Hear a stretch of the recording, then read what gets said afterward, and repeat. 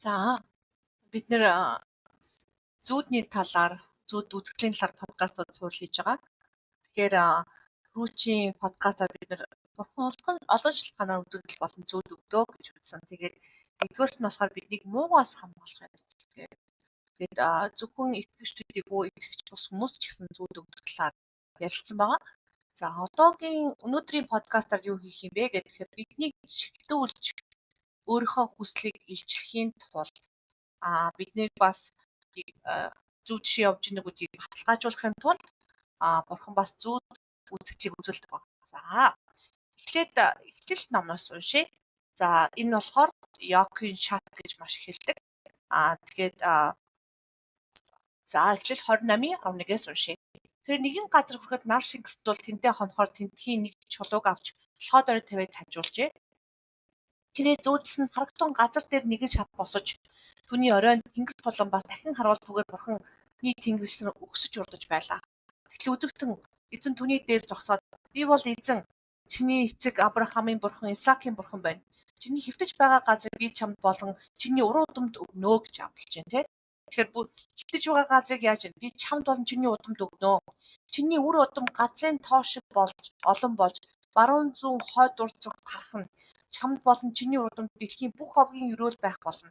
Харагтун би чамтай хамт байж хаач явсан чамайг хамгаалan чамайг дагуулж энэ нутагт буцаан авчирна. Би чамд амластай биелүүлэх хүртэл чамайг орхихгүй гэж альчээ. Яаков нойрноосоо сэрээд эзэн үнэхээр энэ газарт байна. Харин би мэдсэнгүй гэв. Тэгэхээр бид нар энэ газар зүгээр явж идэг чулуу төрлөд дунцсан чи яасан байна. Үнэхээр эзэн тэр газар байгаа тэр газрыг сонгож өгсөн, гэрээ байгуулсан, амралтуудыг сануулад газрыг өгнө үр удам чинь одоо өрөөл болно гэж амлалтыг сануулж байгаа. Тэгэхээр айн сүрдэж энэ яасан сүрдмээр газар вэ? Энэ бол гарцаагүй бурхны өргөөд идэггүй тэнгэрийн хаалга юм аа гэв. Тэгээд Яаков Клэрт босож нэрсэн чулуугаа авч баганд болгон босгоод дээр нь тос хасгав. Энэ газрыг Битэл хэмээн нэрлэжээ. Тэр хотыг өмнө нь Лууз гэдэг байсан.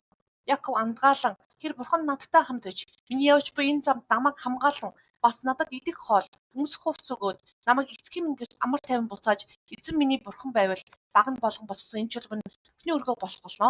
Таны надад өгөх бүхний 11-ийг би танд өргөнө гэж амлаж байгаа. Тэгэхээр энд эзэн үнэхээр өөрийгөө мэдүүлж байгаа. Өөрийнхөө хүслийг илчлэх гэж энэ зүүдийг өгч байгаа.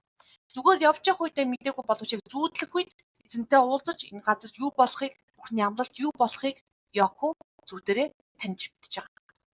За цааш нь дахиад эхлэл 46-гийн 2-ыг харъя. Шөнө бурхан Израильд үзэгдэж Яаков гэж дуудахад Яаков би энд байна гэж хариулв. Бурхан би бурхан байна. Чиний эзэн бурхан байна. Чиг Египт рүү явахаасаа бүвэ. Би тэнд чамайг агуу үндэстэн болгоно.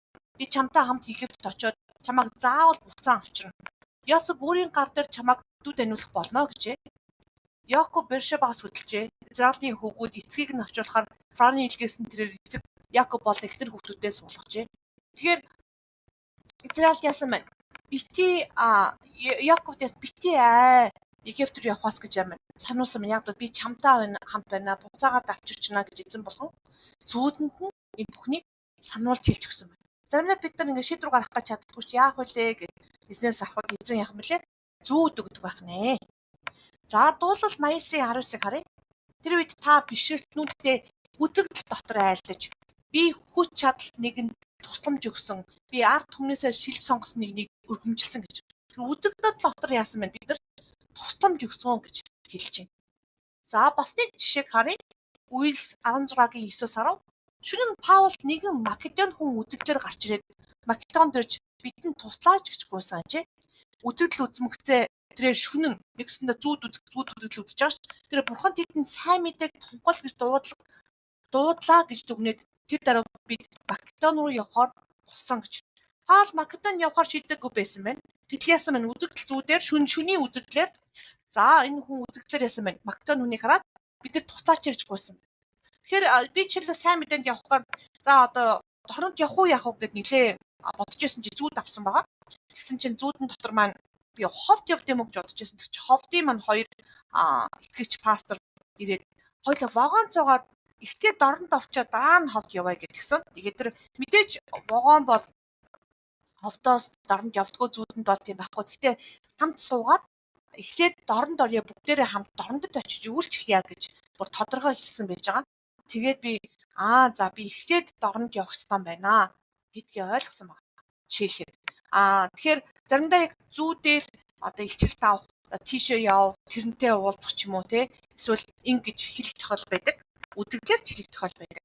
Тэгэхээр яг зүүдэнд бол эзэн маш тодорхой ярьдаг байгаа. Ялангуяа бид нар унтаж амарч явах үед бидний тарих унтаж амарч явах үед бүхэн шууд ярих боломжтой байдаг байна. Тэгэхээр заримдаа зарим хүн ингээ зүүд авангуудаа одоо гэдгийг ихнэр нөхрөөсөө салаад одоо тийшээ яв гэсэн ингээд буруу явчих болохгүй. Тэгэж болохгүй. Бүхэн эзээч одоо хүнээс саалч гэдэг юм уу? Одоо бүхний амлсан амлалтаас зөрсөн зүүдийг ерөөсөө бурхнаас биш байгаа. Тэгэхээр зүүдийг бас яг тайлж, шалгаж, эзнээс үү, бурхнаас үү энэ миний бодлого гэж асуух хэрэгтэй. Тухайн үед бол би яг бүр ингээд эргэлдсэн байсан. За дорнд явах уу, явахгүй юу гэж шийдвэр гаргаж чадахгүй. Тэгээд эзнээс асуусан байгаа.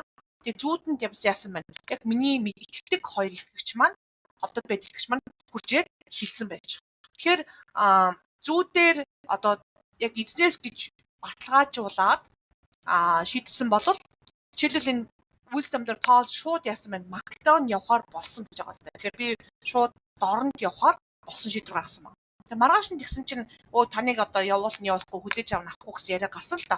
Тэр бол тэр хүмүүсийн асуудал. Бурхан намайг яв гэд явж байгаа бол бид нар явчихна. Сайн мэдээд тэгээд мэдээж явах.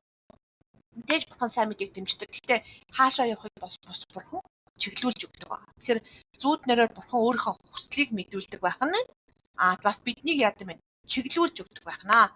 Тэгэхээр энэ бол дараачийн зорилго болоо. Тэгээд дараачийн подкастаар бид нэр бидийг яаж бурхан бас зүүдээр зоригжуулдгийг тайлбарлалтын талаар авч үзэх болно.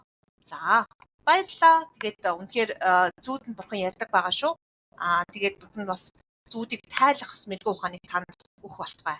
Баярлалаа.